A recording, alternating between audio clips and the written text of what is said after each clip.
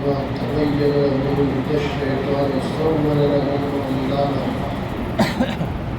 ذلك بأنهم قالوا للذين كرهوا ما نزل الله سنطيعكم في بعض الأمر والله يعلم إسرارهم فكيف إذا توفتهم الملائكة يضربون وجوههم وأدبارهم صدق الله العظيم. إن الذين ارتدوا على أدبارهم وہ لوگ جو اپنی پیٹھ کے بل پھر کر واپس چلے من بعد ما تبین لهم الهدى بات اس کے ان کے سامنے ہدایت کا راستہ واضح ہو چکا الشیطان سول لهم وأملى لهم شیطان نے انہیں بہکایا اور لمبی لمبی امیدیں بندھائی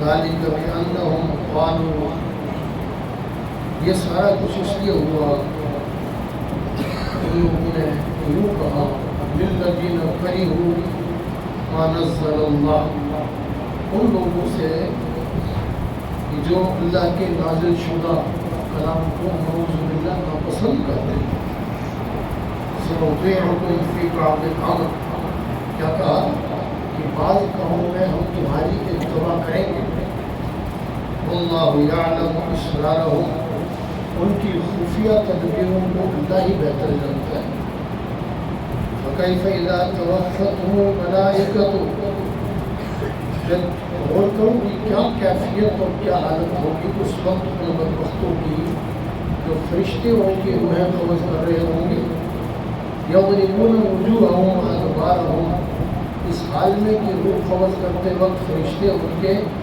چہروں پر اور ان کے پیٹھوں پر گھونسے مار رہے ہوں. اللہ تمام مسلمانوں کی حفاظت فرمائے.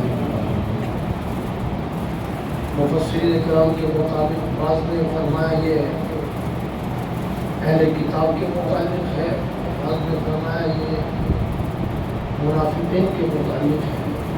بہرحال دونوں طرح کے طبقات اس کا مصداق ہے کہ وہ لوگ جو ہدایت کا راستہ صاف واضح ہونے کے باوجود پیٹھ پھیر کر چل پڑے. اب اس سے مراد آپ یہودی لیتے ہیں.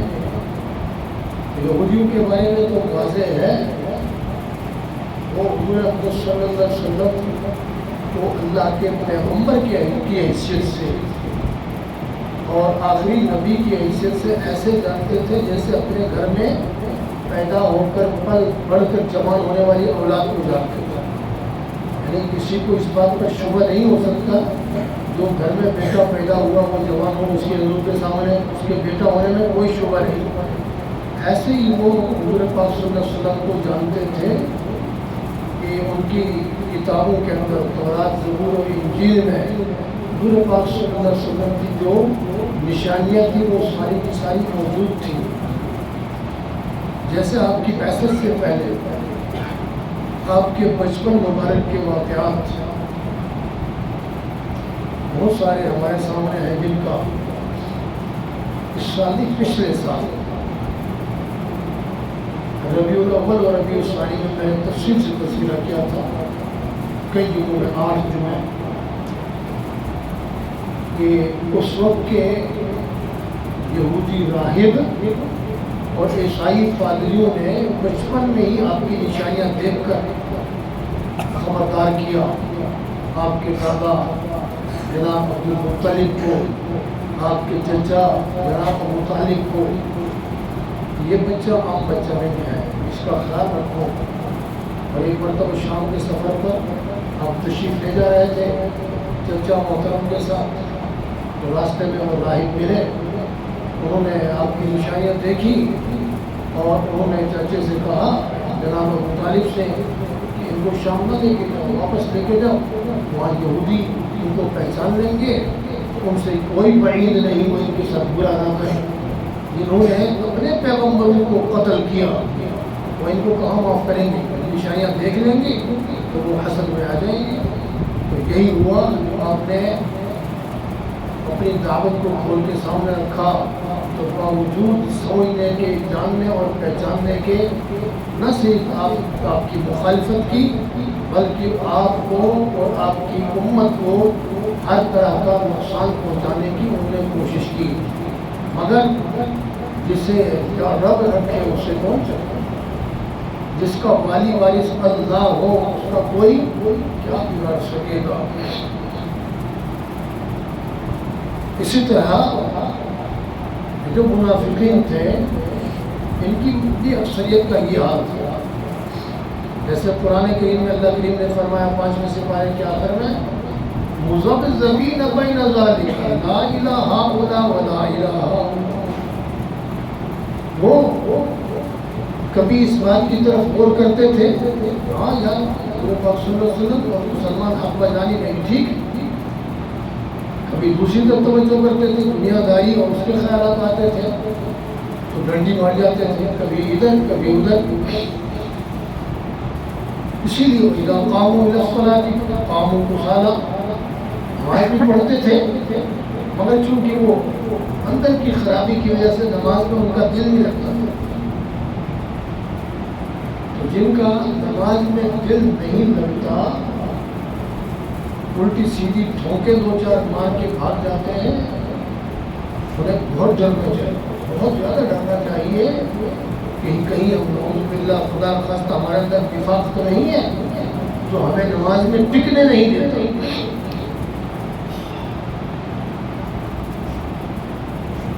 نماز کے اندر مومن کو مزہ آتا ہے. قرآن کریم پڑھتا ہے نا سمجھ کر. تو ایک میسج آیا، عربی قرآ جو ہے آپ نے اس مغول سے دیکھا ہوگا، خصوصاً حرمین شریفین کے ائمہ.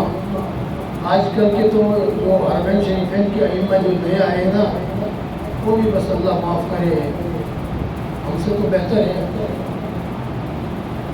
ورنہ پرانے جو ائمہ تھے شیخ سبیل رحمہ اللہ تعالی، ابھی کے موجود شیخ سدیس اور شیخ شریم، اللہ ان کی عمروں میں برکت عطا فرمائے. آپ ان کا کلام سنتے، آپ ان کے پیچھے نماز پڑھتے، یقین جانیں یہ تو میں نے اپنی آپ بیتی میں بتا رہا ہوں تو میرے تو رونگٹے کھڑے ہو جاتے تھے. یقین جانیں رونگٹے کھڑے ہو جاتے تھے نماز میں. ایک تو میں نے پہلی مرتبہ حرم شریف میں شیخ سدیس کے پیچھے نماز پڑھی پہلی مرتبہ 2017 میں، تو میرے رونگٹے کھڑے ہو گئے اور عجیب کیفیت ہو گئی کیونکہ وہ اہل زبان ہیں، قرآن کے الفاظ کو وہ جانتے ہیں، وہ جیسے الفاظ ہیں اس کے مطابق پڑھتے ہیں، وہ پڑھنے کا عقل کرتے ہیں. قرآن شریف ایسے پڑھتے ہیں. پھر وہ قرآن شریف ان کے جب وہ دل سے پڑھا جاتا ہے تو ان کو رلاتا ہے، ان کی آنکھیں رنگ کرتا ہے. تو کہتے ہیں ان کی نقل اتارتے ہوئے پاکستانی ایک قاری نے ہمارے مفہوم سے تو دور دور سے بھی تعلق نہیں تھا، تو وہ یسألونک عن المحیض پڑھ تو رونے لگے. وَيَسْأَلُونَكَ عَنِ الْمَحِيضِ قُلْ هُوَ أَذًى فَاعْتَزِلُوا النِّسَاءَ فِي الْمَحِيضِ. اب اس کا معنی کیا ہے؟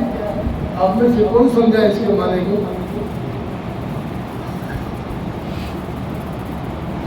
حیض کیا ہے؟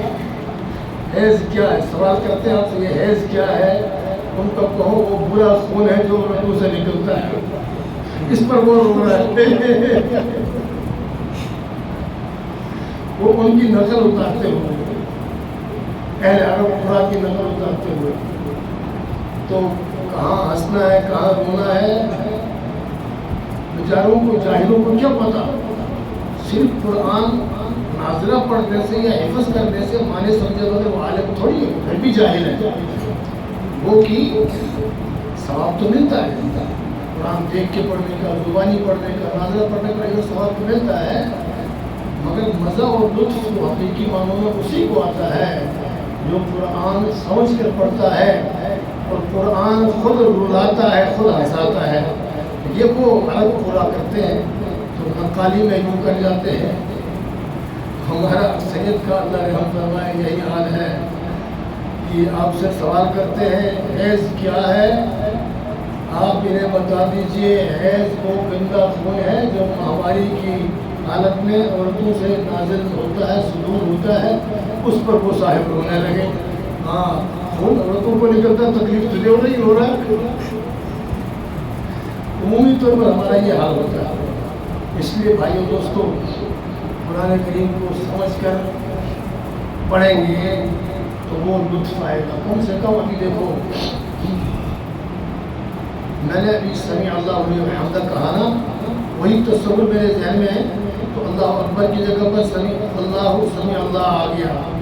وہ اب اس وقت یہ کیوں ہوا پتہ، سمیع اللہ کا وہ معنی ذہن میں آ رہا تھا نا، اس وجہ سے دوبارہ وہی لفظ نکلنے لگا۔ اب یوں سمجھ کر پڑھیں گے نا، سمیع اللہ، سن لی اللہ نے، لمن حمدہ، جس نے اس کی تعریف کی۔ اب امام جب یہ کہتا اللہ نے اس کی سن لی جس نے اس کی تعریف کی، امام نے یوں کہا تو پیچھے مقتدی سارے کیا کہتے ہیں، ربنا لک الحمد، اے ہمارے پروردگار۔ امام نے کہہ دیا جو تیری تعریف کرتا تو اس کی سنتا ہے، لہذا اے ہمارے پروردگار ہم تیری حمد و ثنا کرتے ہیں، تیری تعریف کرتے ہیں۔ جب یہ معنی سمجھ میں آئے گا تو مزہ آئے گا نہیں آئے گا؟ اللہ اکبر کہا، ساری دنیا چھوٹی، میرا اللہ بڑا ہے۔ بہرحال یہ بات کہیں سے کہیں نکل گئی۔ یہ ان لوگوں کی حالت اور کیفیت، وَإِذَا قَامُوا إِلَى الصَّلَاةِ قَامُوا كُسَالَىٰ، اس پر یہ ساری بات بند گئی۔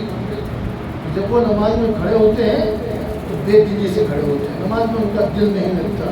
اس لیے بھائیو دوستو، نماز دل چاہے نہ چاہے دل جمعی کے ساتھ پڑھو۔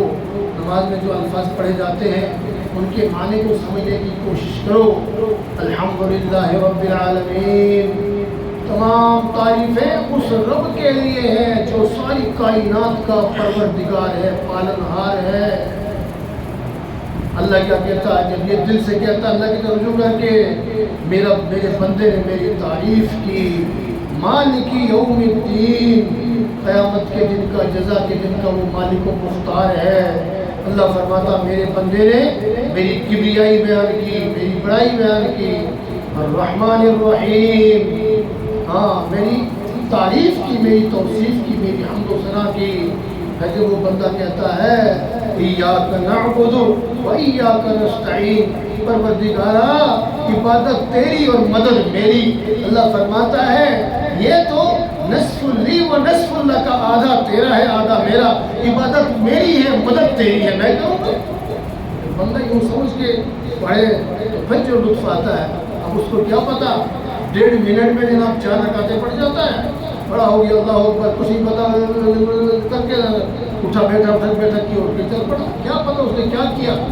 کسی آدمی کے سامنے بات کرتا ہے، کسی آدمی سے بات کرتا ہے، ادب سے تمیز سے بات کرتا ہے، اللہ سے بات کرنا رکھتا ہے، نعوذ باللہ گڑ گڑ کر کے 2-4 ٹھونکے مار کے چل جاتا ہے۔